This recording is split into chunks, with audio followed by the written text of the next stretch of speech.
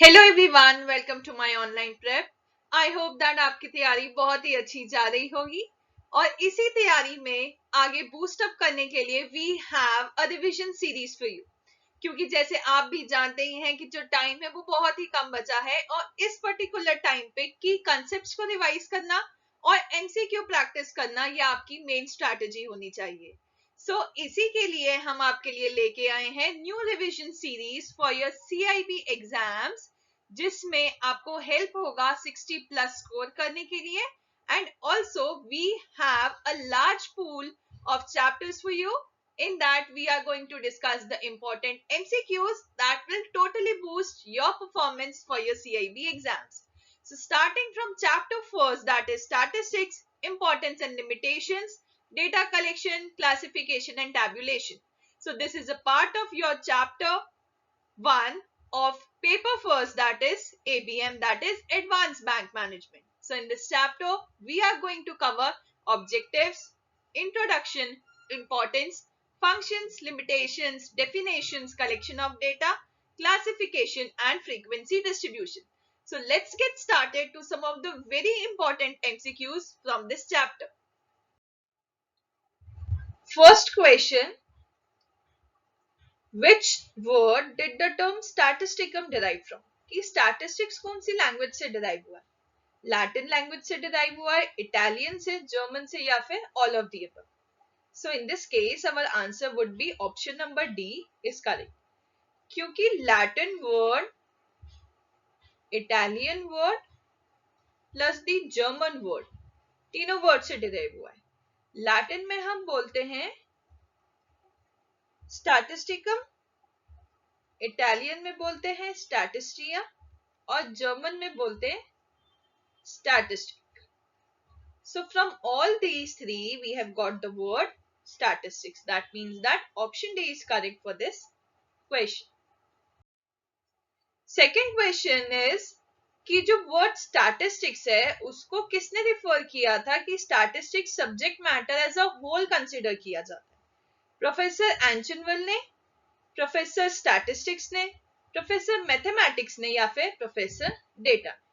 So in this case, our correct option is option number A, that is Professor Anchenwell. Professor Anchenwell ने कहा था कि हम statistics में subject matter को as an individual कभी भी consider नहीं करेंगे. हम हमेशा statistics को whole economy as a whole consider करेंगे. That's why option A is correct. जितना भी लिटरेचर दिया होता है हमारे चैप्टर्स के अंदर उसे हमें बहुत ध्यान से पढ़ना होता है क्योंकि इस लिटरेचर पोर्शन से सबसे ज्यादा क्वेश्चन पूछे जाते हैं. So do not leave any of the literature portion for your better performance and better understanding of the chapters. Third question says that which method of data collection involves a face-to-face interview with the respondent? कि हम आमने सामने बैठ के उनसे बात करेंगे. ये जो डेटा मेथड है वो कौन से डेटा कलेक्शन का मेथड है? डायरेक्ट इंटरव्यू मेथड में ऐसा होता है, या क्वेश्चनेयर में, या फिर सेंसस में, या फिर सैंपल सर्वे में?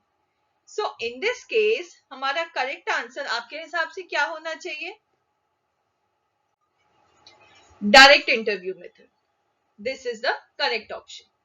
क्योंकि वर्ड हमें खुद ही बता रहा है डायरेक्ट इंटरव्यू मतलब जब हम आमने सामने बैठ के इंटरव्यू कर रहे हैं, तो इसमें फेस टू फेस हमारी जो कन्वर्सेशन है वो इन्वॉल्व होती है. क्वेश्चनेयर में हम एक पेपर के ऊपर क्वेश्चंस नोट डाउन करते हैं और वो क्वेश्चनेयर ड्राफ्ट करके सबको भेज देते हैं.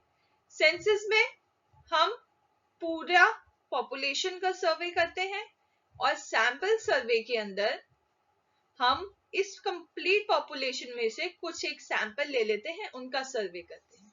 सेंसस का एक टाइप है डायरेक्ट इंटरव्यू मेथड, पर ये सेंसस नहीं है, ये direct interview method. So here our option A is correct. So we have next question. एक सेंसस में और सैंपल सर्वे के अंदर क्या डिफरेंस होता है? एक सेंसस डेटा कलेक्ट करता है सैंपल से और सैंपल डेटा कलेक्ट करता है पूरे पॉपुलेशन से. सेंसस कलेक्ट करता है सेकेंडरी डेटा और सैंपल कलेक्ट करता है प्राइमरी डेटा। सेंसस कलेक्ट करेगा ऑल इंडिविजुअल यूनिट से और सैंपल सर्वे कलेक्ट करेगा सब पार्ट ऑफ द पॉपुलेशन से। या फिर जो सेंसस है वो क्वेश्चनर के थ्रू किया जाता है और सैंपल सर्वे इंटरव्यूज के थ्रू। सो इन सब में से कौन सा ऑप्शन ठीक रहेगा? Option number C of course, क्योंकि जो सेंसस है वो कंप्लीट पॉपुलेशन का डेटा कलेक्ट करता है और क्योंकि ये डेटा फर्स्ट टाइम कलेक्ट किया जाता है तो इसे प्राइमरी डेटा कहते हैं। और सैंपल सर्वे इस जब पूरी पॉपुलेशन में से हम एक छोटे से पोर्शन को ले लेते हैं जिसको हम बोलते हैं sample survey. So first option तो हमारा पहले ही इनकरेक्ट हो गया क्योंकि सेंसस में उन्होंने कहा है कि सैंपल होना चाहिए। सेकंड इसलिए इनकरेक्ट हो गया क्योंकि सेंसस में प्राइमरी डेटा होता है और ना कि सेकेंडरी। फोर्थ इसलिए इनकरेक्ट हो गया क्योंकि सेंसस के अंदर क्वेश्चनर्स नहीं होते और मोर ओवर सैंपल के अंदर डायरेक्ट इंटरव्यूज नहीं होते। That's why our correct option is option number C in this case. इस क्वेश्चन में the question is what is the purpose of using the chronological और the temporal base of the classification. कि chronological और temporal base of classification को क्यों हम use करते हैं, इनका क्या पर्पस है? First is to remove the unimportant details from data, to increase the size of the data, to analyse data based on time occurrence, to classify the data based on qualitative characteristics. So here the correct option would be option number C. Why option C would be correct? Because जो temporal base है आपका और जो chronicle है वो time of occurrence के data को analyze करने के लिए बनाया जाता है. For example, the years or the months or also the days or the number of hours. तो इसीलिए इस डेटा को टाइम सीरीज डेटा भी कहा जाता है. So that's why option C would be correct for this question. Okay, so here we have our mobile application of my online prep. इस application में आपको सिर्फ ना ही मॉक टेस्ट मिलेंगे बल्कि उसके साथ ही साथ आपको फ्री वीडियोस भी मिलेंगी जो कि आपके प्रिपरेशन में और ज्यादा मार्क्स लाने के लिए दैट इज 60+ आपको अटेम्प्ट करने में हेल्प करेंगी क्योंकि समय बहुत ही कम बचा है. तो इस समय में की कंसेप्ट्स को रिवाइज करना और ज्यादा से ज्यादा एमसीक्यूज को प्रैक्टिस करना बहुत ही ज्यादा इंपॉर्टेंट है और ये सारी ही चीजें आपको माय ऑनलाइन प्रेप के एप्लीकेशन पे इजीली अवेलेबल है, वो भी absolutely free of cost. So app को डाउनलोड करना ना भूलें और इस लिमिटेड ड्यूरेशन में अपनी प्रैक्टिस को और ज्यादा बूस्ट करें. Next question is what is the mid value और द क्लास मार्क. कि मिड वैल्यू हम कैसे निकालते हैं? First option is the difference between upper and lower class limits. Second is difference between lower class interval and upper class interval. Next is the mid point of the class interval and the last is difference between the lower class limit and the upper class limit. तो यहाँ पर correct option होगा option number C because the mid point of the class interval. एक example के through हम इसे समझेंगे. For example एक सीरीज है जिसमें हमें डेटा दिया गया है 10 to 20, 20 to 30 और हमें इसकी मिड वैल्यू निकालनी है. वैसे तो हम देख के बता सकते हैं कि 15 और 25 यहाँ पर मिड वैल्यूज होंगी, पर जो फॉर्मूला मिड वैल्यू के लिए हम यूज करते हैं वो होता है upper limit plus lower limit divided by 2 और it could be lower limit plus upper limit by 2. Any of these could be used. तो यहाँ पर क्या होगा 10 plus 20 divided by 2 that is equals to 30 by 2 gives us the answer as 15. तो 15 यहां पर हमारी मिड वैल्यू है और मिड पॉइंट है क्लास इंटरवल का. Next question is how is class length और class width calculated. First option है by subtracting the lower limit from the upper limit, by subtracting the upper class interval from the lower class interval, by adding lower class limit and upper class limit, and the last is by adding the lower class interval and the upper class interval. So here option A is the correct answer. क्योंकि जब हम class width हमें निकालनी होती है तो हम ये देखते हैं कि सीरीज में गैप कितना है. For example we have 100 to 200, 200 to 300. So यहाँ पे क्लास विड्थ क्या है? 100. So it is the difference between lower class limit and the upper class limit. So 200 minus 100 gives us the answer as 100. तो 100 यहाँ पर class width है. So इस question में पूछा गया है कि फॉर्मूला क्या होगा क्लास लेंथ और क्लास विड्थ को कैलकुलेट करने का. What is the formula to calculate class length और क्लास विड्थ?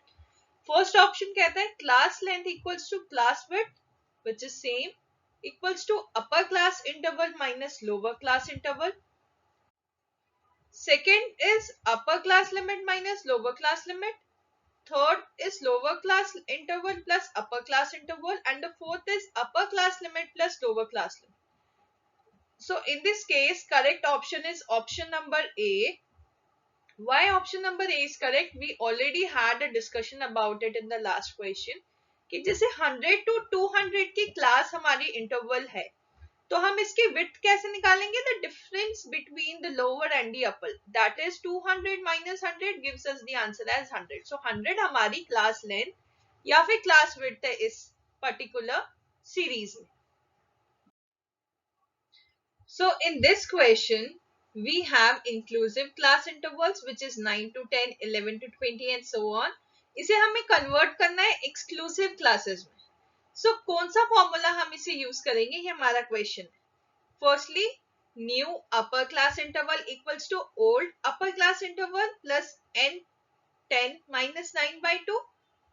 और न्यू क्लास के लिए हम यूज करेंगे old lower class interval minus 10 minus 9 by 2, या फिर old upper class interval minus 10 minus 9 by 2 और lower class interval is 10 minus 9 by 2. Third option is old upper class interval plus 9 minus 10 by 2, या फिर new class interval के लिए old lower class interval minus 9 minus 10 by 2.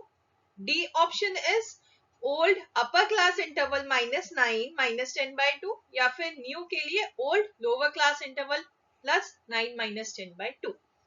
So firstly हम ये समझते हैं कि इसे सॉल्व कैसे करना है. सीरीज हमें गिवन है 9 minus 10 और 11 minus 20. सो फर्स्टली हम क्या करेंगे, हम इसे सॉल्व करेंगे. कैसे? इनका डिफरेंस ले लेंगे, जो भी डिफरेंस आएगा उसको 2 से डिवाइड करेंगे, और जो भी यहाँ पर आंसर आएगा, जैसे इस केस में आएगा 10 minus 9 is equals to 1 divided by 2 is 0.5. तो 0.5 को हम ओल्ड सीरीज में से फर्स्टली माइनस करेंगे और अपर लिमिट में ऐड करेंगे. नेक्स्ट में भी ऐसे ही करेंगे, माइनस करेंगे 0.5 और अपर लिमिट में ऐड करेंगे 0.5. तो न्यू सीरीज हमारी कैसी दिखेगी? 8.5 to 10.5, here 10.5 to 20.5.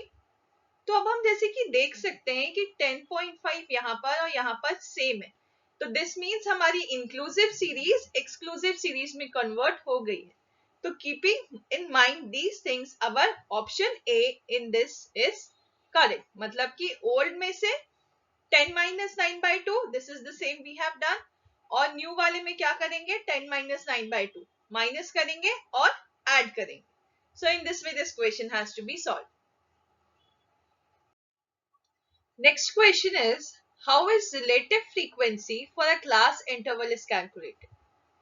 Relative frequencies को calculate करने का formula क्या है, ये question में पूछा गया. The first is relative frequency equals to frequency divided by total frequency. B is total frequency upon frequency. C is class frequency plus total frequency by 100.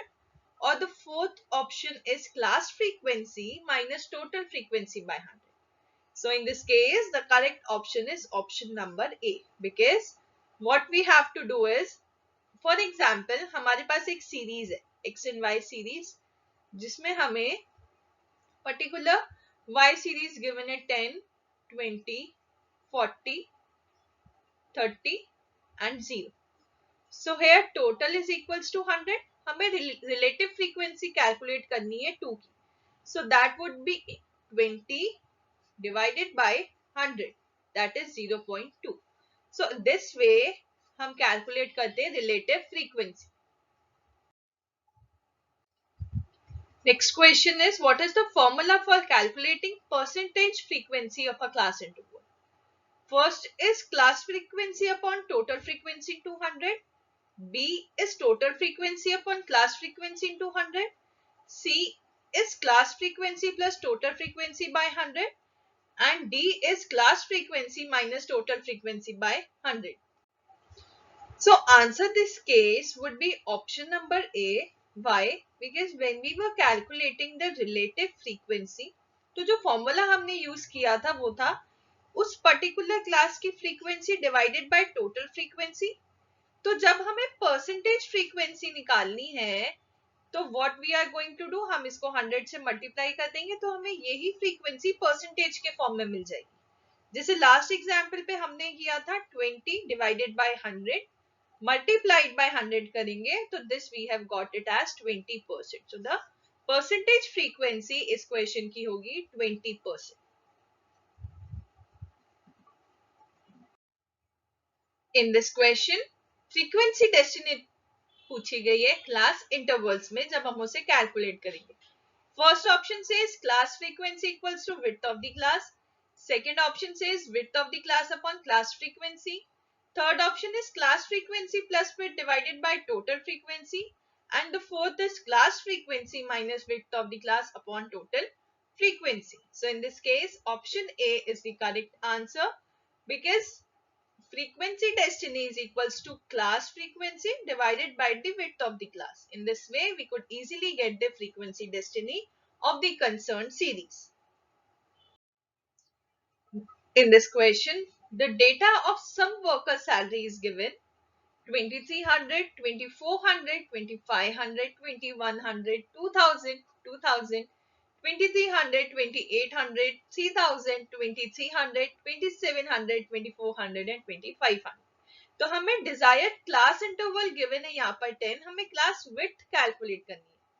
So firstly हम देखेंगे हमारी लोअर लिमिट यहाँ पर 2000 है क्योंकि वो सबसे स्मॉलेस्ट नंबर हमें इस सीरीज में गिवन है. अपर क्लास इंटरवल 3000 होगा क्योंकि वो लार्जेस्ट नंबर इस सीरीज में गिवन है. अब हमें कैलकुलेट क्या करना है, क्लास विड्थ. तो इन दोनों का difference that is 3000 minus 2000 divided by हमारा क्लास इंटरवल. सो ये होगा 1000 divided by 10 which is equals to 100. तो 100 के हिसाब से ऑप्शन ए हमारा करेक्ट आंसर है.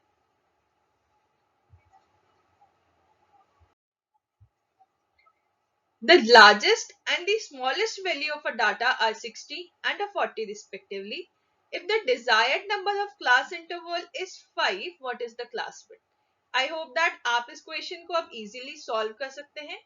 The difference between lower and upper divided by हमारा class interval, which is 20 divided by 5 is equals to 4.